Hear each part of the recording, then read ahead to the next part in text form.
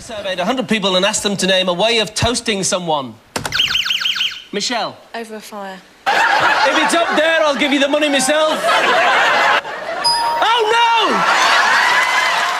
no! Are you fortunate? Do you have a family? Then Vernon Kay wants to talk to you. Here we are then, with a video game based on a TV institution.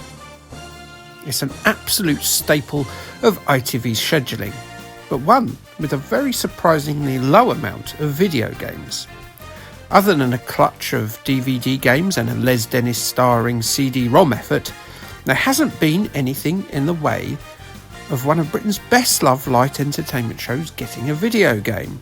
How did Ocean, Alternative Software and High-Tech turn this away back in the 8-bit era? What has Paul Daniels' Every Second Counts got, Bob Monkhouse's Family Fortunes hasn't? Oh, and yes, I'm very aware that Family Feud, the American version of the show, has a long history of video games. But why not Family Fortunes? Is there an answer to this question? Well, probably not, but maybe if we look at the show and this here Nintendo DS video game, maybe we'll get an answer from Vernon Kay with that bum fudge eating Bolton grin of his. Bolton, Reebok Football, Bolton Stadium! So was Family Fortunes yet another British idea that got imported to the States? No. America's Family Feud was the first iteration of the show, debuting in 1974, with the UK version coming to ITV in 1980. Worldwide, Family Feud has iterations in over 50 countries. Wow, oh wow, hasn't it done well? The first host was legendary one-liner merchant Bob Monkhouse, and he was responsible for the name change, as he felt Family Feud sounded a bit too aggressive, so changed the title to Family Fortunes. Bob essentially stopped all hopes of the UK version of the show becoming a death sport, the absolute bastard. Bob's tenure as the man holding the cards would last until 1983, where he would be replaced by coloured toothbrush enthusiast Max Bygraves. He himself would stick it out for 2 years before Mavis from Corrie impersonator Les Dennis nested down and made it his home for a solid 15 years. The show, unfortunately, towards the end of his tenure, was going through a rough patch, certainly by the early 2000s, and so Captain Dennis abandoned the sinking ship as it sunk to the ignominy of the ITV daytime scheduling. The unknown presenter Andy Collins, me neither, was holding on to its hand as it withered and died in a metaphorical hospital bed in 2002. But then, like a mighty phoenix from the flame, it rose again with a Z-list celebrity sheen in 2006, with gurning northern everyman and star of this here video game Vernon Kay presiding over the tomfoolery of the minor personalities and their gathered brood of non-entities. From a personal point of view and an editorial note here, I am not a fan of the celebrity culture that took over television for much of the 2000s, 2010s and to the present day. I always feel that these game shows work better with the host as the main personality of the show and the people genuinely trying to win something to make their lives better, even in minor ways. It gives it more of an edge, doesn't it? I mean, these celebrities could just give money to charity or do some sort of fundraiser. And it's all good until you run out of actual celebrities that want to do these things.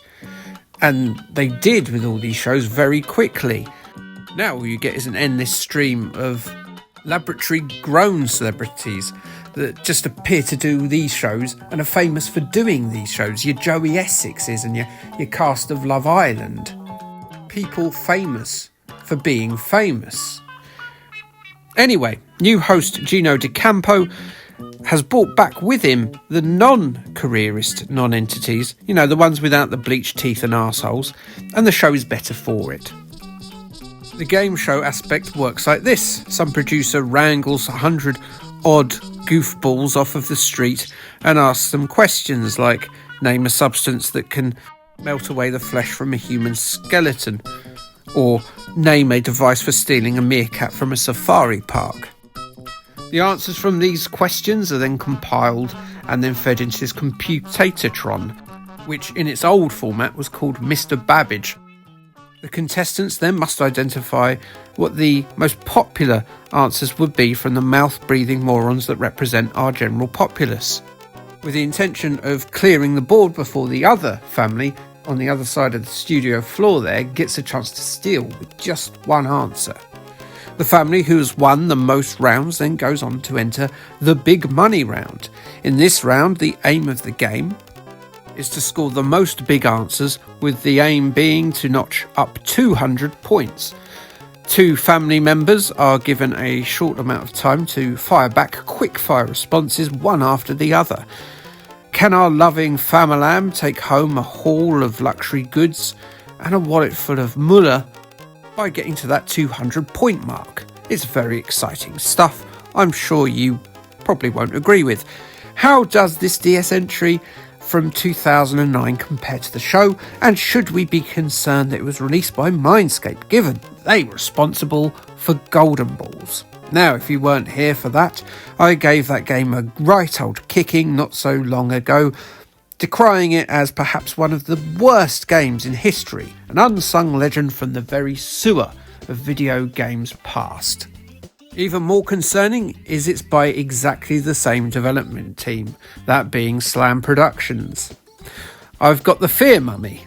Well, it's not quite as bad as Golden Balls, don't worry, though that's admittedly the faintest of praise. Graphically, there's clear similarities between this and the Golden Balls game.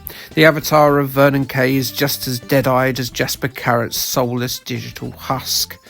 The contestants are a bunch of quirky weirdos using a graphic style a couple of notches up from that Dire Straits Money for Nothing video. If you don't like the look of the families on offer, and boy, why would you, there's an option to edit 2 of the families and replace them with a custom family. You're given a pared down version of the Me editor on the Nintendo Wii for this, so you can make your own family of disappointing people that you have to interact with in real life. Or if you fancy a much better idealised family of handsome, attractive people. Or you could do what I did and do, quite frankly, something that shows me as a person of very poor character. You can choose a couple of different game modes. A short version of the game is available, which basically eliminates one of the families, and then you've got the full version of the game that uses 2 teams, with both versions mirroring the same round format of that TV show. Its point of interaction is perhaps the biggest sticking point, and it's worth us looking at the TV show on why that is. You see, in the TV show, finding correct answers is really only part of the reason for its longevity. The show's strength comes from not its quiz aspect, but more its entertainment. And its entertainment comes from how dumb some of the answers are from the contestants and the general public. On the spur of the moment, people can come out with the most bizarre things. As Les Dennis used to say, if it's up there, I'll give you the money myself. In the DS game, you're given a list of stock answers. Sure, you could tap one of its red herrings, but you've not really thought of that, so it's not really that funny. Perhaps this is why there hasn't been a game based on Family Fortunes before, apart from obviously that CD-ROM one. There's a list of right answers and not many, if any, wrong answers. As such, it's not really a quiz, is it? Sure, there's more game in this than there was in Golden Balls, which was literally just selecting balls. And that's perhaps why this game is better than that one. But despite even that handicap, the handicap of the limitations of the quiz itself, it could and has been done better. If you look at the older Family Feud games on things like the NES and the Mega Drive, you had to enter your answer using an in-game keyboard, where you'd obviously move your cursor around and select the answers, one letter at a time. You weren't selecting just from a small list, so the scope was much larger. Weirdly, it feels a bit arse about face, this, doesn't it? I mean, a list would work better on those older games given the input methods available. The DS not only has a touchscreen, but a larger memory to store more answer variants, should you be one of the sorts who finds spelling a little bit difficult. That would make more sense, wouldn't it? Plus, I think with that method, you could then perhaps have a bit where you can make your own questions up too and store them in the game's memory. Just think of the possibilities. You could get a relative to answer questions like, food stuff that makes Uncle Keith fill his colostomy bag much quicker, or men from the flat roof pub round the corner that have slept with your sister. Limitless-ish potential. It's difficult to say that this DS game represents a missed opportunity though, as I'm not sure it has.